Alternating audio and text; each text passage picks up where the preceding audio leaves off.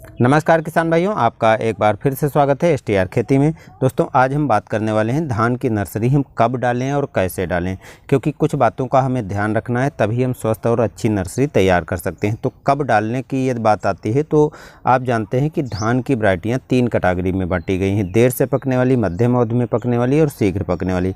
जो देर से पकने वाली वैरायटियाँ हैं उनकी नर्सरी आप 1 मई से 15 मई के बीच में डाल सकते हैं, जो बहुत उचित समय है। और इस समय यदि आप डालते हैं तो धान की स्वस्थ और अच्छी नर्सरी तैयार करके और रोपाई कर सकते हैं और आप बढ़िया धान भी पैदावार कर सकते हैं। इसके बाद आती है मध्यम अवधि में पकने वाली। मध्यम अवधि की जो वैरायटी हैं उनकी नर्सरी आप 15 मई से 25 मई के बीच में डाल दीजिए, बहुत अच्छा समय रहेगा।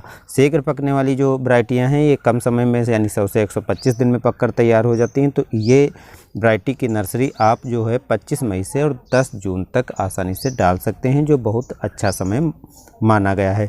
अब दोस्तों जो बात आती है कि हम कैसे नर्सरी डालें और किन बातों का ध्यान रखें, तो इसके लिए भी आपको कुछ विशेष बातों का ध्यान रखना पड़ता है। सबसे पहले जो आपको काम करना है वो थोथा बीज को बाहर निकालना है, क्योंकि जब हम धान का बीज डालते हैं तो देखते हैं काफ़ी धान खराब होते हैं और उसका जर्मिनेशन नहीं होता है, जिसका कारण होता है थोथा बीज जो नहीं जमता है। तो इसको निकालने के लिए आप प्रति लीटर पानी में 50 ग्राम नमक डाल करके और उसको घोल लीजिए। और घोलने के बाद जो है जो आपके पास वैरायटी का धान है उसको उसमें भिगो दें। भिगोने के लगभग आधा घंटा तक भिगोने के लिए रख दें। आधे घंटे में देखेंगे कि कुछ बीज जो है तैरता हुआ आपको बिल्कुल ऊपर नज़र आएगा, कुछ मध्य में आएगा।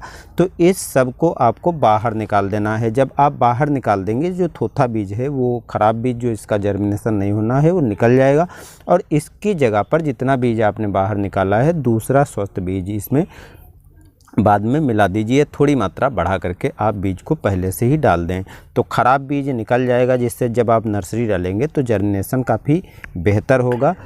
तो इस तरीके से जो ख़राब बीज है यानी थोथा बीज है वो निकल जाएगा और आपके पास जो बीज बचेगा वो बिल्कुल स्वस्थ होगा और 100% जर्मिनेशन वाला बच जाएगा। इसके बाद आती है बीज शोधन की बात। तो बीज शोधन के तरीके बहुत से किसान भाई अलग अलग अपनाते हैं, क्योंकि कुछ किसान भाई ऐसे हैं जो जैविक खेती करते हैं तो जैविक तरीके अपना सकते हैं और कुछ किसान भाई जो है रासायनिक खेती करते हैं तो रासायनिक तरीके अपना सकते हैं। जैविक खेती में आप ताम्रयुक्त छाछ से भी शोधित कर सकते हैं, गौमूत्र से भी शोधित कर सकते हैं और ट्राइकोडर्मा से भी शोधित कर सकते हैं, और भी जैविक फफूंदनाशी बहुत से आते हैं मार्केट में उपलब्ध हैं, उनसे शोधित कर सकते हैं। रासायनिक खेती करने वाले कार्बेंडाजिम 12% और मैंगो जब 63% का जो फफूंदनाशक आता है उससे शोधित कर सकते हैं, बहुत बढ़िया रिजल्ट देता है और हम भी इसी से ही शोधित करते हैं। तो इस प्रकार से आप फफूंदनाशक से शोधित करें, लेकिन ध्यान देना है पहले आपको कीटनाशक से शोधित करना है, उसके बाद फफूंदनाशक से शोधित करना है।